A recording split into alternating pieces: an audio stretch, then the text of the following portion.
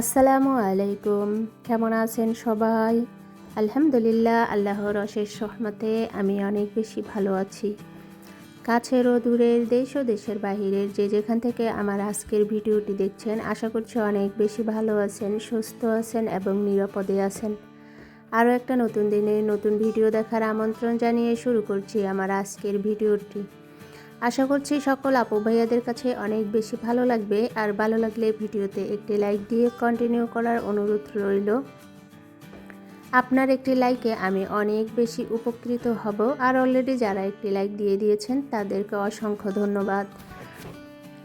আর আজকে যেই আপু ভাইয়ারা আমার চ্যানেলে নতুন ভিজিট করেছেন, ভিডিওর কোনো অংশ ভালো লাগলে চ্যানেলটি সাবস্ক্রাইব করে আমার সাথে থাকার অনুরোধ রইল। পাকের ঘরের একটা ক্যাবিনেটের ভিতরে প্রচুর ময়লা হয়। সেটা হয়েছে যে আমাদের বাংলা ভাষায় আমরা যেটা বলি পাতিল বা পাতিলা, তো আরবি ভাষায় ওগুলোকে বলে জিজোর বা গিদর। তো যেগুলাতে রেগুলার রান্না করা হয় সেগুলোই এখানে বেশি রাখা হয়, আর এই কারণে কি আর অনেক বেশি ময়লা হয়। আমরা অনেকেই জানি রান্না করা পাতিল বা কড়াইয়ের নিচে একটা তেল চিটচিটে ভাব হতে হতে অনেক বেশি মোটা হয়ে যায়। তো আমাদের দেশে আমরা সব সময় আর কি সাবানের সাথে আমাদের যে মাটির চুলার যে পরিষ্কার ছাই থাকে ওটা দিয়ে ঘষলে আসলে অনেক সুন্দর পরিষ্কার হয়। এই দেশে কিন্তু ওরকম কোনো সিস্টেম নেই, এই দেশে শুধু সাবান দিয়ে ধোয়, আর সাবান দিয়ে রেগুলার ধুলে পাতিলার নিচের যে ময়লাগুলো পড়ে থাকে, যেগুলো মোটা হয়ে কালো, ওগুলো ওঠে না। পড়তে পড়তে দেখা যায় অনেক বেশি হয়ে যায়। তো এখানে প্রতিনিয়ত রাখতে রাখতে এই জায়গাটা বেশি ময়লা হয়। দেখা যায় পাকের ঘরের অন্য ক্যাবিনেটগুলো আমি মাসে একবার পরিষ্কার করলে এটা মাসে 3বার করা লাগে, শুধু এই দুটো ডোয়ারই আর কি। তো সেটাই আমি সুন্দর করে পরিষ্কার করে নিয়েছি। তারপরে এই যে সুন্দরভাবে পাতিলাগুলো সাজিয়ে রেখে দিব।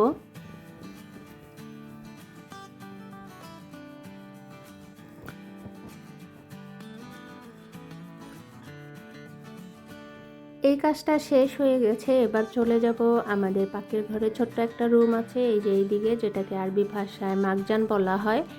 তো এইদিকে দুটো ফ্রিজ আছে, আমাদের আগের ফ্রিজটার মাপ মতোই আর কি এখানে ক্যাবিনেটগুলো ওই যে উপরে লাগানো হয়েছে, উপরে আর নিচে। আর যে ওই ফ্রিজটা যেহেতু নষ্ট হয়ে গেছে, তো এই বড় ফ্রিজটা ছিল দোতলাতে, সেটা এখানে নামিয়ে এনেছে। এখন এটা এখানে জায়গায় হয় না, খুবই সমস্যা হয়।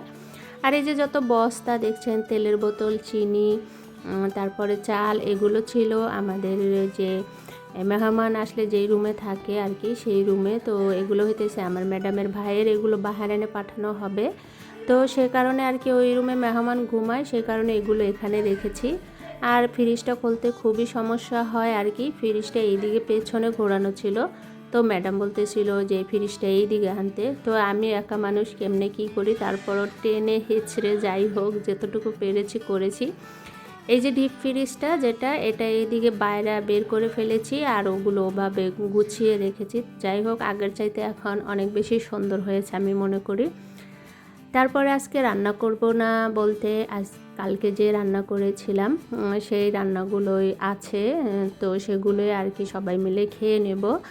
আর আজকে যেহেতু রান্না করা নেই, তো ভাবলাম যে আগে যে বাজার করেছিল তখন অনেকগুলো সমোচার উপরের যে অংশটা থাকে মানে ময়দার, ওটা কিনে এনেছিল, আর ওটা সবসময় কিনেই আনে আমার ম্যাডাম। তো ভাবলাম যে তাহলে সমোচা বানিয়ে নেই। তো এইদিকে আমি বেশ পরিমাণে আপনার পেঁয়াজ দিয়েছি, তারপরে দিয়েছি যে বুকের মাংস মুরগির, সেটা কুচি করে কেটে ধুয়ে তারপরে দিয়েছি। আর একটা দিয়েছি দুটো মশলা, যেটাকে এদেশে মাজিদ বলা হয়, এই যে টেস্টি মশলা সেটা। তো এখানে আর কোনো মশলা লাগবে না, এমনকি লবণও লাগবে না। তারপরে এদিকে গাজর, আলু আর কুচা আমি কুচি করে তারপরে পরিষ্কার করে ধুয়ে নিয়েছি, সেটা দিয়ে দিলাম। তো অনেকগুলো হয়েছে মাশাআল্লাহ, আর সবগুলোই আর কি বানিয়েছি। তো এই যে সবজি, চিকেন, এগুলো আমি প্রপারলিভাবে আর কি সেদ্ধ করব না, একবারে দেখা যায় 100%-এর থেকে 50% করব। একেবারে প্রপারলি কুক করলে দেখা যাবে যখন সমোচার মধ্যে দিয়ে আবার সমোচা যখন ডুবা তেলে ভাজবে, তখন ওই ভিতরের যে পুরটা সেটা একবারে গলে একাকার হয়ে যাবে, খেতে মজা লাগবে না। সেই কারণে আর কি আমি হালকা আর কি সেদ্ধ করব 50%-এর মতো। তো এই পর্যায়ে এসে আমি বেশ পরিমাণে দিয়ে দিয়েছি আপনার কি যেন কথা বারবার ভুলে যাচ্ছি, মানে ধনেপাতা। আসলে হয়েছে কি, অনেক বছর ধরে আর কি এই দেশে থাকতে থাকতে এই দেশের ভাষাটাই এসে পড়ে ওই কথায় কথায় আর কি। তো যাই হোক, সবাই ক্ষমা সুন্দর দৃষ্টিতে দেখবেন। তো আমার পুরটা রান্না করা হয়ে গেছে। তো এবার আমি আর কি ঠান্ডা করে নিয়েছি। তারপরে অনেকক্ষণ পরে, প্রায় আধা ঘন্টা থেকে 40 মিনিট পরে আর কি সমোচা বানাবো। আর এইদিকে যে সমোচার আর কি মুখ যেটা সামনের দিকে থাকে ওটা আটকানোর জন্য আর কি এদিকে আমি বেশ পরিমাণে নিয়েছি ময়দা। তো ময়দাটা আমি গুলিয়ে নেব। রমজান মাস আসতে মনে হয় আর 1 থেকে 2 মাস, এমনকি 1.5 মাস বাকি আছে। তো এখন থেকে তো বানানো শুরু। রমজান মাসে তো পুরো মাস ভরেই এই যে ভরপুর আর কি সমোচা। তারপর এই দেশে আরেকটা পিঠার মতো আছে যেটাকে গেমার বলে, সেটা আরও তো কত কি খেতে পারে। আমাদের বাংলাদেশে সারাদিন মানুষের রোজা রেখে খাবার দাবারের প্রতি আর কি রুচিশীল হয় না, দেখা যায় পানি খেতে খেতে জান শেষ। আর এই দেশের মানুষের খাবার দেখলে টাকসি খেয়ে যাবেন, আসলেই সত্যি কথা। এত খেতে পারে, এত খেতে পারে, কি বলবো। সারা মানে রোজা রেখে ফজরের আজান দিবে আর আর কি ফজরের নামাজ পড়ে ঘুমাবে। একেবারে মাগরিবের আজানের 10 থেকে 15 মিনিট আগে ঘুম থেকে উঠেই বলে খিদা লাগছে, খিদা লাগছে। কোনো রকম আজানটা দিতে দেরি আছে, খেতে দেরি নাই। সারা রাত ভোরে খাবে আর খাবে। এত আইটেমের খাবার ইফতারিতে মানে ওরা তৈরি করে, কিন্তু সব খেয়ে ফিনিশ করে ফেলে। যাই হোক, মানে প্রচুর খায়। এত কিভাবে খায় আসলে জানি না। তো রমজান মাসে সমোচা বানাতে বানাতে জান শেষ। তো আমি একদিক দিয়ে ভালো করি, আমি অনেকগুলো বানিয়ে ফ্রিজে রেখে দেই ডিপে। তারপরে দেখা যায় যে প্রতিদিন নামিয়ে নামিয়ে আর কি ভেজে নেই।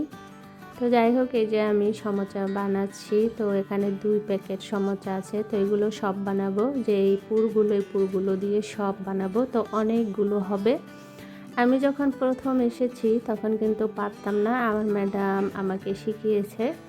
এখন কিন্তু মাশাআল্লাহ অনেক দ্রুত বানাতে পারি। আবার এই যে ময়দা দিয়ে যে মুখ সমোচার আটকায়, এটা কিন্তু ছাড়াও আমি আটকাতে পারি।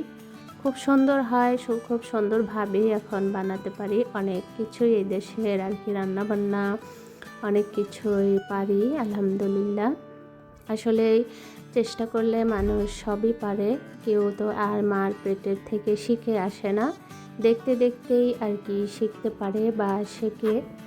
তো ওরকম আমিও শিখে নিয়েছি সব কিছুই আর কি। এদেশে সব বলতে ভুল হবে, যেগুলো প্রয়োজনীয় পাকের ঘরের, যেগুলো প্রয়োজনীয় কাজ বা যেই ভাষাগুলো পাকের ঘরের আর কি অ্যাভেলেবেল, যেই ভাষাগুলো ব্যবহার করা হয় সেই ভাষাগুলো আরবি ভাষায় সব কিছুই আর কি এখন মোটামুটি পারি আলহামদুলিল্লাহ।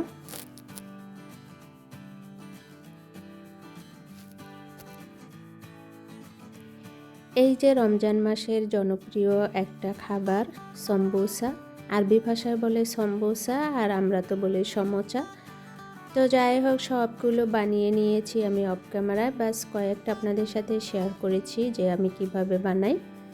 তো এবার বক্সে ভরে সুন্দর করে সাজিয়ে তারপরে ফ্রিজে রেখে দেব, ডিপ ফ্রিজে। যখন খেতে ইচ্ছে করবে 10 থেকে 15 মিনিট আগে নামিয়ে রাখবো।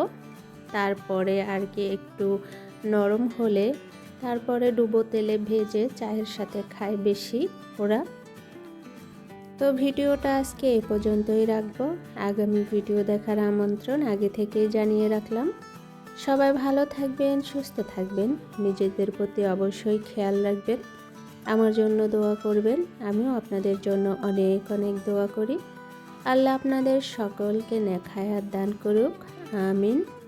আসসালামু আলাইকুম, আল্লাহ হাফিজ।